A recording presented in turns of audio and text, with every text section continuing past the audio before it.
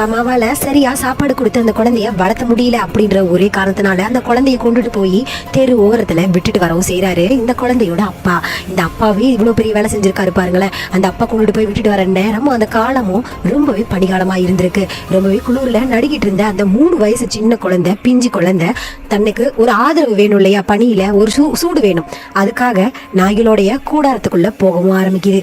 அதாவது நாய்கள் எல்லாம் கூட்டமா ஒரு இடத்துல படுத்து தூங்கிக்கிட்டு இருக்கிறத பார்த்துக்கிட்டு தவழ்ந்து அந்த இடத்துக்கு போற ஓக்சானா மலாயா என்ன செய்யறாங்கன்னா அந்த நாய்கள் கூட்டத்துக்கு நடுவுல படுத்து தூங்கவும் ஆரம்பிக்கிறாங்க. அந்த நாய்களும் தான் கூட யாரோ ஒரு புது நபர் வந்து படுத்து தூங்க செய்யறாங்க அப்படின்றத பார்த்துக்கிட்டு அதை துரத்து நினைக்காம அந்த நாய்கள் என்ன செய்யுதுன்னா அந்த குழந்தைக்கு நல்லபடியா ஒரு அடைக்கலம் தருது. அதாவது அந்த குழந்தைய நெருக்கமா கட்டி பிடிச்ச மாதிரி படுக்கவும் செஞ்சிருந்திருக்கு.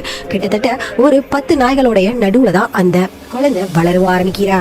நான் கேள்விப்பட்டதுலயே இந்த மாதிரி ஒரு கொடுமை எந்த குழந்தைக்கும் வரக்கூடாதுன்னு தான் சொல்லுவேன். அந்த நாய்கள் கூடயே வளர்ற